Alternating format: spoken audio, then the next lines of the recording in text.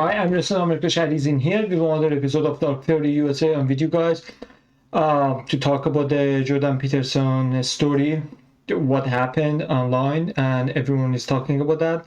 Of course, at some point, like I am kind of related to the story, what happened from my perspective. What happened was Jordan Peterson went to the Joe Rogan show, and over there he started to talk about, like whatever happened to the woke left, now it's happening on the right side, the woke right, and they're like a threat and we have to take them seriously, blah blah blah blah. And of course Candace Owens and David Smith, that I'm a fan of both of them, they started to react to it, to say stuff that he's saying is obviously not true and wrong, and he knows that, and he's kind of like pretentious. He's pretending like he knows what he's talking about and what he's saying is right. So either he doesn't know what he's talking about, so maybe he should stop talking, or he knows what he's talking about, so deliberately he's lying and he's framing. What he was saying basically was, hey, listen guys, he was saying to the Joe Rogan, basically he said what Douglas Murray was saying, but with a little more friendly way, more friendly tone, because Douglas Murray was basically judging Joe Rogan like, why are you bringing these people to your show? You haven't been fair. Mostly you brought people who were anti-war. You didn't bring enough pro-Israeli and pro-Ukrainian compared to the other side. So basically this is what he was talking about, and he was saying like you have to bring more expert, even though he never explained what is the solution, like because they were pushing back and say, so okay, so if I'm not the expert, I'm not allowed to talk about that. How about yourself, Douglas? Are you talking about the only things that you are expert? And if you are not, what do you do about that? Don't you just say, I'm not expert, and you give your opinion about that? And he kept saying like, we need to have more expert, more expert. So it didn't work out because people were giving back. Not only that, even in the show, Joe Rogan was saying, no, that's not correct, because your argument is exactly what radical left were saying about the COVID vaccine. They were saying you're not expert, you cannot talk about the vaccine, you have to just shut up and take it. So it didn't work out the way that basically establishment on right wanted. So that's why they said to the Jordan Peterson, shockers, he's employee of Daily Wire, and Daily Wire Ben Shapiro, we all know that what's going on over there. And basically what happens there, he started to say same thing, but a little with a lower tone, less harsher tone. And he said, less harsh tone, like he started to say, like we have to be careful what's going on, we have to basically gatekeeping the right side, but the way like doesn't look like we are coming out of authority side. It's not like we are the dictator, we are just doing it because we have to do, like not as like, because for example people on the left, they really did a very bad job on basically making sure they are convincing and they are appealing to the society.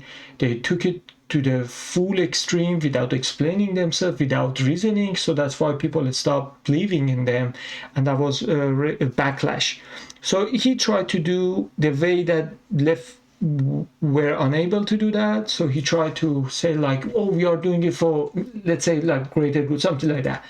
Some people are narcissistic, they are psychopaths, and these people, they are doing it only for their own benefit. They start to attack Jews, and when Joe Rogan asked him what is the reason, he said because nothing is more annoying than successful minority, which is very BS, because the thing is, right has been very opposing the DEI, and they were saying like, why these minorities are getting overrepresented. Like they were saying these people are 5% of population, these people are 10% of population, but for example everywhere that we are seeing them, like it is over representation of them. So they were really against that DEI to amplify overrepresented group of people like minorities. But then when it comes to the Jew, he was saying like, oh, they are successful and you guys are only jealous. Why don't you say that against, I don't know, Hispanic or black people or Indian or LGBTQ? Why don't you say they are very successful people that have gained everything, and you guys who are against DI, actually you are basically jealous of them? Why don't you say that? Right?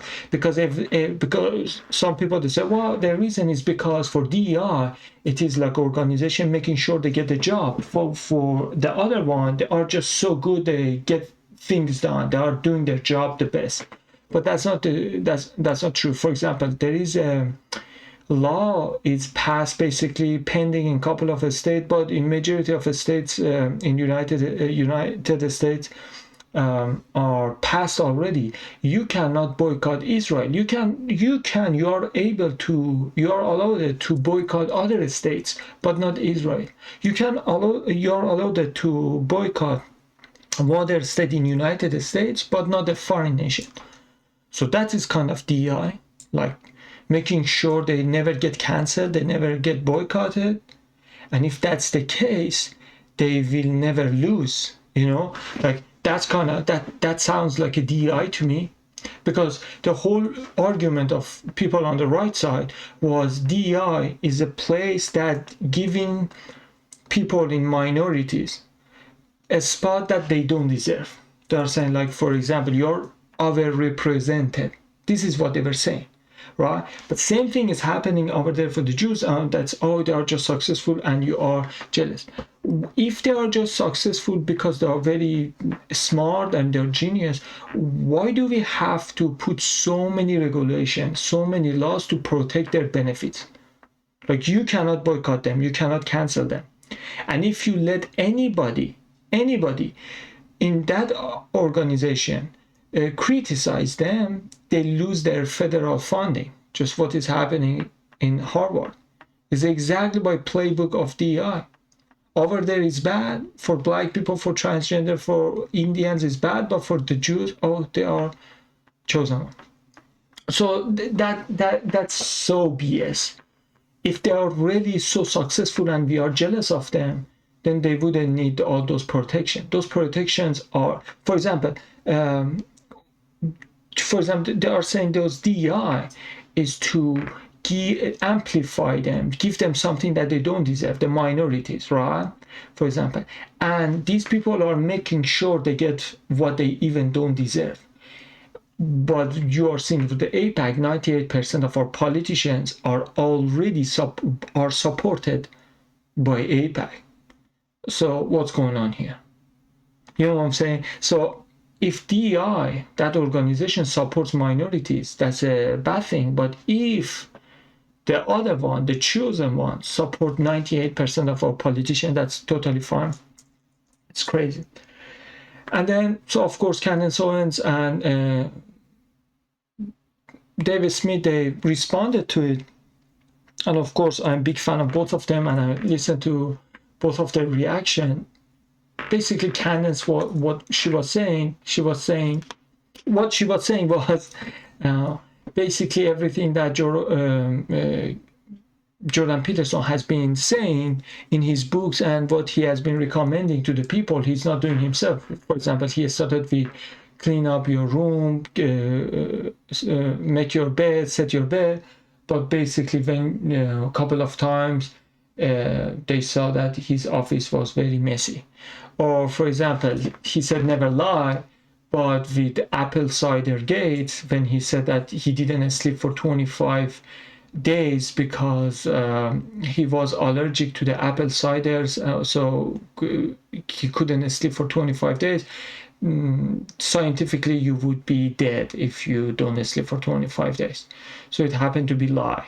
And because they are saying, like, probably he lost the battle, he lost those conversation with the Sam Harris, and he lost those conversation, the debate that he had Sam Harris, and he said during that time he was suffering from not sleeping at all. And it turned out, if that was true, Jordan Peterson would be dead by now. And so she said, you lied. Or for example, it was all about the freedom of speech, or just making sure everyone gets their right. But he went crazy on when he teamed up with ADL, if I'm not mistaken, to make sure like they stop the anti-Semitism and stuff. And those rules, that everything basically he was saying, he was chanting, that was his persona. He broke it, and he did opposite when it came to his own life, his own privacy, his own matter, his own issues. Like basically law for me, not for thee, something like that. So everything that he told people to do, he didn't do it in his personal level, and that was ironic. Anyway, and then David Smith was saying when Jordan Peterson was trying to say like there are so many psychopath, crazy people that are anti-Semite out there, and we have to be careful about that if we are platforming them or not, because they're dangerous people. David Smith was saying basically, I'm not that much worried about them. I'm not saying they are the best people, but whatever is happening over there is not the worst thing. And maybe there are some reason for that.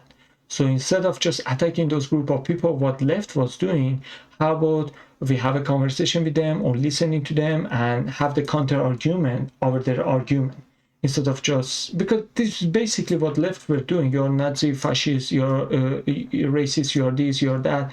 They were just labeling without talking, and exactly what is going on in the right now.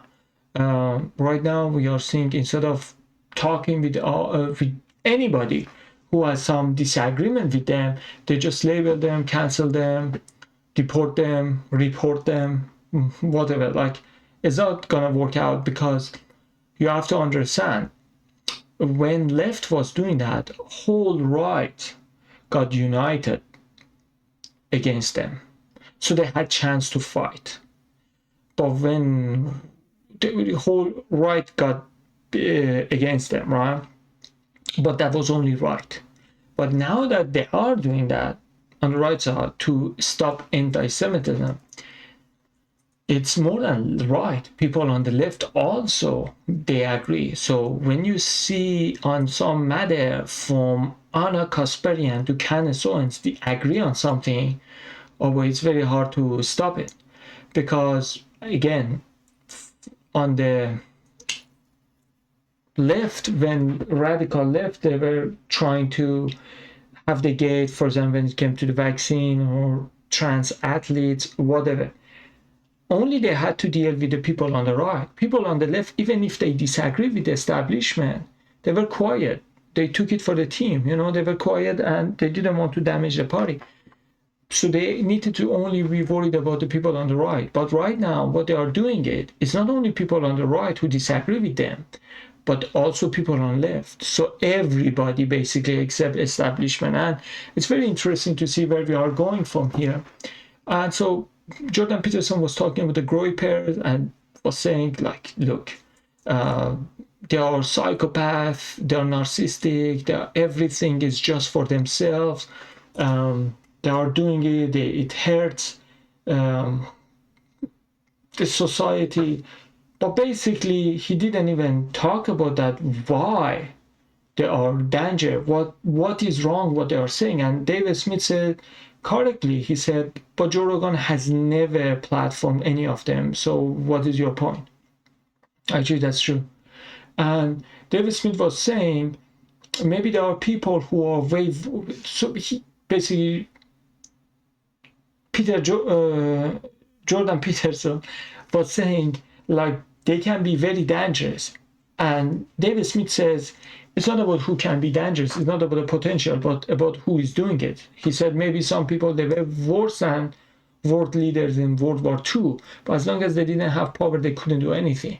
So, but maybe some of the leaders, they were not as bad as some other people who had potential to be, but still they did what they did.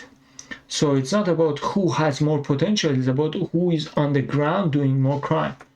And again, I agree with him. And basically that is not going very well for anybody, because Republicans, after 20 years, they got everyone united under their umbrella, Hispanic, black people, Muslims, everyone.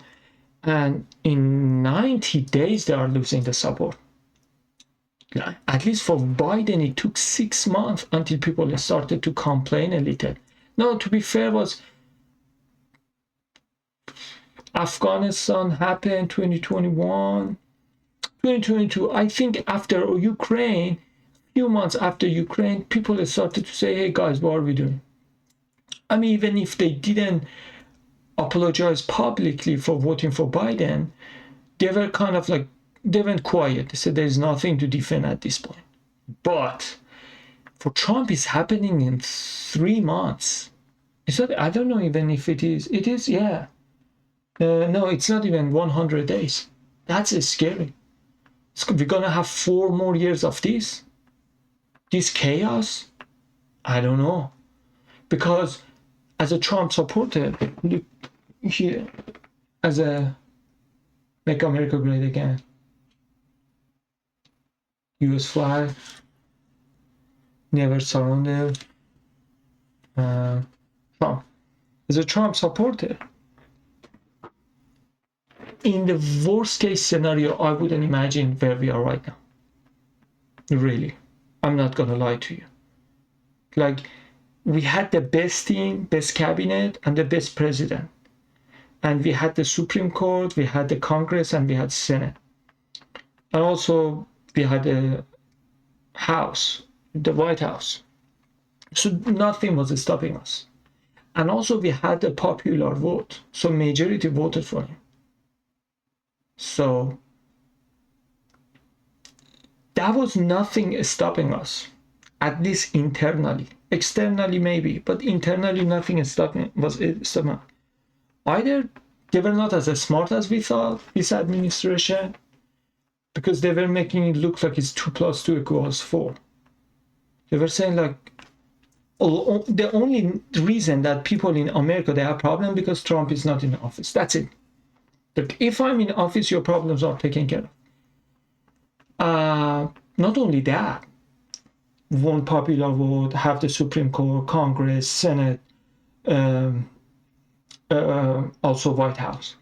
We have all of them. Nobody is stopping us. Why aren't we getting anything done? The way that we were talking is, just let me get into the office, couple of executive order, it's done.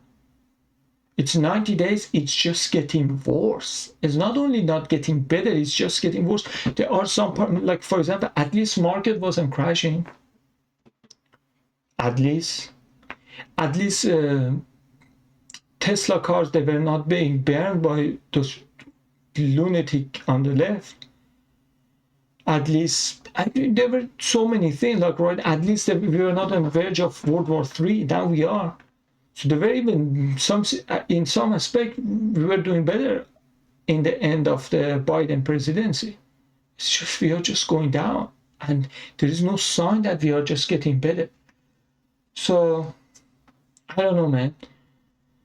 I hope President Trump stop listening to people around him, and people, he attacks Thomas Massey, and he endorsed Lindsey Graham, but wrong move after wrong move. Exactly, we voted Trump to prevent United States. We voted for Trump to prevent United States from the situation that this administration is getting us into. So we said, oh, this is bad.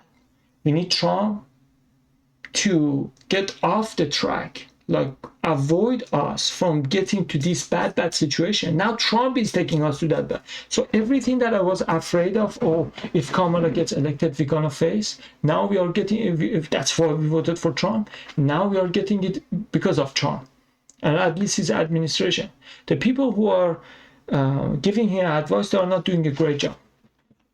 Just I can tell you. I think President Trump is too old maybe to read the room.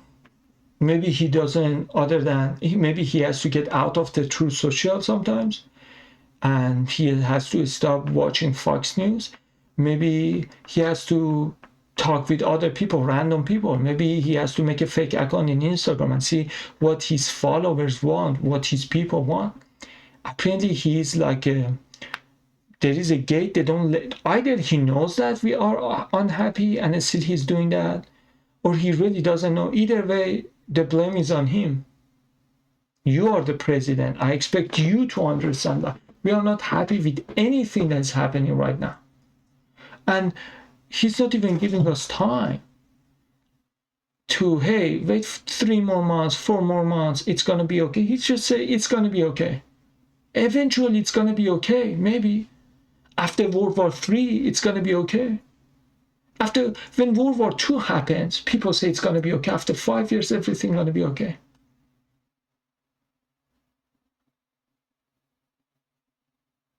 So I really don't know, man. Especially what is happening right now. Republican Party is divided. And what is going on with Douglas Murray or Jordan Peterson is not helping. Instead of uniting us, they are attacking. So you think more people are going to trust you or less? When radical left, they say, oh, you are not expert, so you are not allowed to talk about the vaccine. With those mandates, they made people like taking vaccine more or less.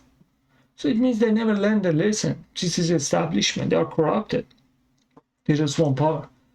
I'm a nationalist. I want best for my country, for my people. Right now, I have 2 books, Smokers and Restricted Area, and in both of them, what I'm doing is I'm donating all the profits to children who are diagnosed with cancer, who are battling cancer, American children. That is my goal, that is my plan, that is my duty. As an American, I have to do something. And I'm dedicating my, actually for restricted area, I spent 25 months, 2,500 hours more, plus 2,500 hours. I did a lot for that. I made a masterpiece. You can purchase it from Amazon. Because I said I have to do something. I'm Muslim, I'm nationalist. I have to help people, and especially since I'm nationalist, American people. So I start with the children with cancer. I'm doing something. Maybe it's not a lot. Maybe even if I sell 1 book or every book, maybe I get $4.50. But still, I'm donating that. So I'm doing what I can. With my own expenses, I'm running the ads. Of course, it's a good thing to be famous so you can sell more, so you can donate more. Of course, you can be famous and people start to like you and they're going to get influenced by you, so you can spread positivity. But there is nothing positive right now. It's very dangerous. Anyway, so let me just see if we could have it in here. Let's see what she's saying. To him and 12 non-Christians, it was like 10 Jews, and I think it was 2 other people who were, we didn't know what their background was, to say that Christ is king is a form of political extremism. I'm not kidding. Take a look. This was if you forgot, thy name in vain, how online extremists hijacked Christ is king. Utterly absurd to say, completely ridiculous. And you will note the NCRI actually is known for, and by the way, to be clear, like Jordan Peterson has now gone on tour, which is why he's trending again today, because he's trying to justify this report, saying that, like, we can't say Christ is king, according to Jacob Zucker, Joel Finkelstein, Rev. Johnny Moore, and Dr. Lee Jusum, Sonia Yanofsky, and Alex Goldenberg. They got together and said, Gideon Führer, Simon Lazarus got together and said, you guys can't say Christ is king anymore. And Jordan Peterson slapped his name on this. He starts the attack on Christ is king. Nobody said it. And then he's upset when people come back and are like, we're gonna still declare Christ is king. And he used my name in this report. He used Jack Posobiec's name in this report, Andrew Tate's name, and of course Nick Fuentes' name, trying to pretend that this phrase was somehow extreme. And like I said, he's now taking that report public and doing rounds of propagandist media, calling people political psychopaths who say Christ is king. I'm not kidding. But of course trying to make it sound like a lecture. He's just such a learned man. This is him on Sean Hannity, being very intellectual about it. Well, I think the most important thing to do first is to draw a distinction between the political and the psychological and not to collapse them together. So imagine this. Imagine that there's a group of individuals, 4% of the population, who have a set of personality characteristics that have been described as dark tetrad. So they're Machiavellian. They use their language to manipulate. They're narcissistic. They want unearned social status and reputation. They're psychopathic, which makes them free of empathy and parasitical and predatory. And they're sadistic. So they take positive delight in the unnecessary suffering of others. Now, those people also use false cries of victimization, let's say, to manipulate. And they're entitled. They seek vengeance when it's unwarranted. And they protest loudly and make very public cries for reparations that would be self-serving. Okay, now the way those people operate is they look for what patterns of belief form groups that they can infiltrate and then capitalize on. and that happens on the right. We did a report, the same group, on the use of Christ as king as a manipulative strategy by bad actors, hypothetically on the right, and this report identified the same sort of people on the left. But it's not primarily political. They're wolves in sheep's clothing who look for where there's power and value and then adopt those beliefs as a surface camouflage so that they can elevate their moral status. Now, and this has become worse in recent years as far as I'm concerned, because the evolved strategies that we have for dealing with these psychopathic types, psychopathic narcissistic types, don't work well online. And so the psychopaths can get away with their terrible manipulation online, and they can find like-minded people, and they can escape from any reputational consequences. And so there's always been psychopaths. Those are the Pharisees, for example, that Christ points to, the religious pretenders. Those are the people who use God's name in vain and claim moral virtue and even religious devotion. Well, all they're doing is feathering their own nests and furthering their own narrow interests. And the web, social media, anonymity, enables them to organize and also hides them much more effectively. And this is a problem in religious organizations, it's a problem in political organizations, and it pathologizes the whole culture. Most people, 80% of Americans agree on virtually everything. And then there's these fringe people, and they're not political. They're psychopathological narcissists who cloak themselves in political guise. And we all have to learn to distinguish between the political and the psychological. We're not good at it.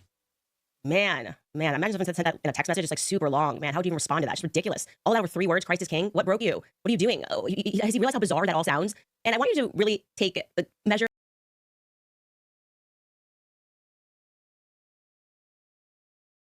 in mind. But then underneath all that, I thought there's a really unbelievably tricky problem here. And I think that's why it's made it poked up into, well, you also set that conversation up, but it's manifest in that conversation, the psychopathic pretenders. And it's even worse now, and then make a barrier. Right. Now, the right was calling for the left to do that for decades, and they didn't, and they couldn't. And the left is not good at drawing barriers, partly temperamentally. The right is somewhat better, but there's no shortage of monstrosity there.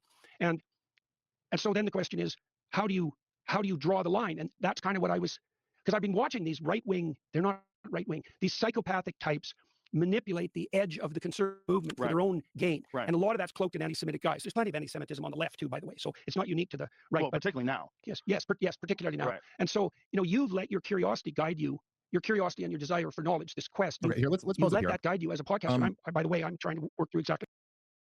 All right, so, all right, let me get my thoughts on this.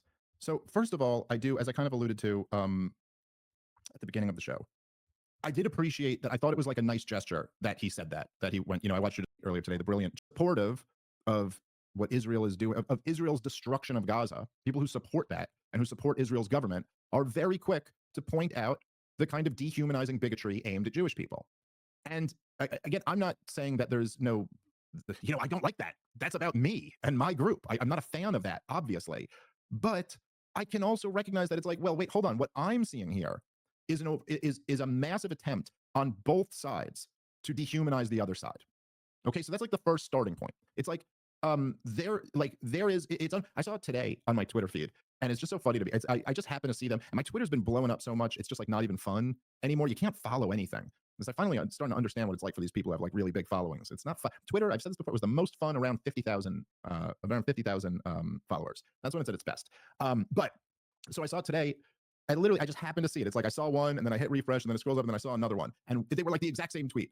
And but one about Muslims, one about Jews. That it's just kind of like they're all bad. You can't trust any of them. We had to destroy them all. There's this effort made all around. And the thing that I have just, I've just noticed this a lot. Like there is a different, in a weird sense, I think we all kind of have our priors and our biases, and I think there's just not nearly the sensitivity to anti-Muslim bigotry or anti-Palestinian bigotry that there is to anti-Jewish bigotry. I mean, I think this is just like undeniably the case. And the amount, again, Donald Trump, the president of the United States of America, called Joe Biden and Chuck Schumer Palestinians as an insult, like as an attack. Like you're there. I mean, think about that for a second. Think. Yeah, guys. Basically, what they were saying. I just put the clips on that. Showed you the guy. What they were talking about. Of course, the full length is 1 hour each one. Both for Canson and David Smith. I just put showed you the part of it, the clip of it.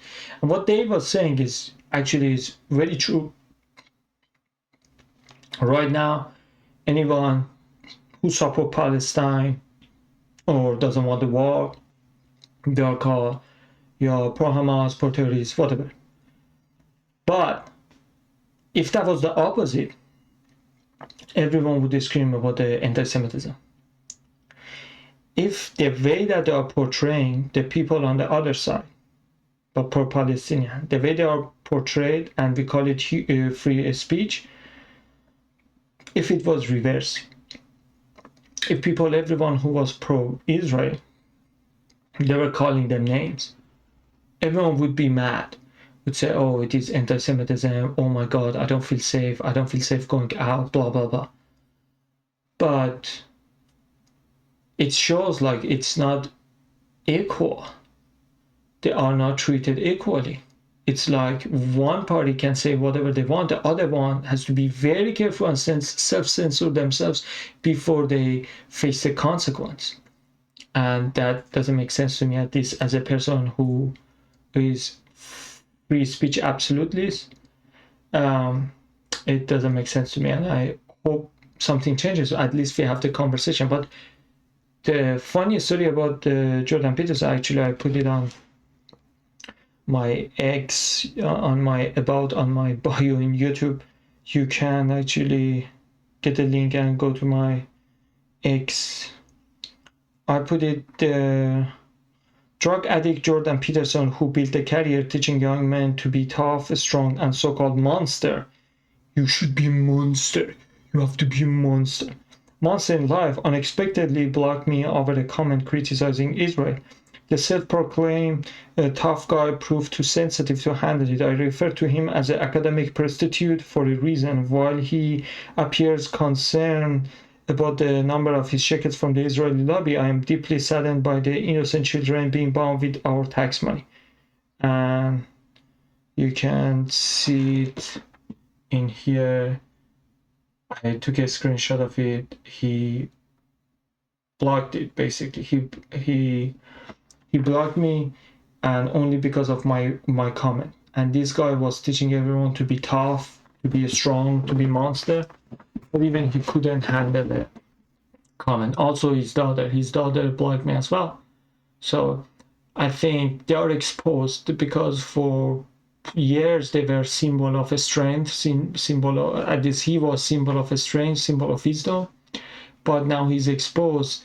It was just a talk, but when it came to the test, he failed his own test. The test that he brought to the world for people to be stronger, he failed his own test. Let's say I am teaching you over a book. I'm teaching you a book, right? And I am the teacher to give you a quiz about the book and correct you and grade you, right? But if myself failed that book, what does it tell you? It tells you I'm not qualified to tell you something that I am failing it myself. And Kenneth Owens was talking about that as well. So that's basically what I'm saying. He has talking too much. He was a big mouth, but when it came to, he talked the talk, but he didn't walk the walk. And I think God tested him on his claim. And this is what happened to him because of course, his boss, Ben Shapiro from Daily Wire, would make sure like he says the stuff that he has to say. That's all I have to say. I hope it changes. I hope we get better. We voted for Trump to have a united country, to have the peaceful country. But apparently, after we voted for him, now we are getting cast out. Not by him, but by his administration. But he's guilty of that. For example, right after David Smith and Douglas Murray's debate in Joe Rogan, he went on the social media, on his True Social, and started to promote Douglas Murray's book. Bro, come on. Right after it. Of course, they are telling him to write this, because that was a debate. Pro-peace people, anti-war people like David Smith, those people who are on David Smith campaign like me, those people who won, or those people who were pro-Israel like Douglas Murray. He was the hero of the that side, you know. So which one won? And of course, they both voted for Trump. I mean, Douglas Murray is from England, he cannot vote. But if he could, he would have voted for Trump. Right. So from people on the right side, conservative sides, people on right people, that was a disagreement. That was a civil war between right wingers, between conservatives. between us, people who supported Trump in this election.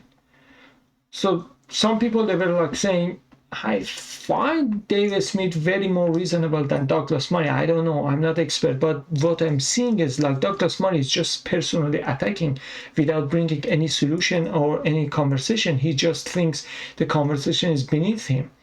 Instead of engaging in conversation, this is exactly what David Smith was saying. So while people they slowly were waking up and say, I guess I'm going to listen to David Smith this time from now on, immediately I started to promote Douglas Murray books right 24 hours later. This is the bad signing, bad signaling. Because if you do that, it means also you're a puppet also. You look just like a Joe Biden. So those things that Putin was saying, people, men in black, they come and tell you what to do, what not to do. They dictate you, so you are just a puppet. But he said Trump is the only one who is not a puppet. But now we are seeing like really right after that debate that everyone started to hate Douglas Murray and then say, oh, I like what David Smith is saying. Immediately you started to promote that. I mean, of course, somebody like Douglas Murray was there to promote to at least establish that narrative in the right people and conservatives that we have to be pro-Israel, we have to be pro-war.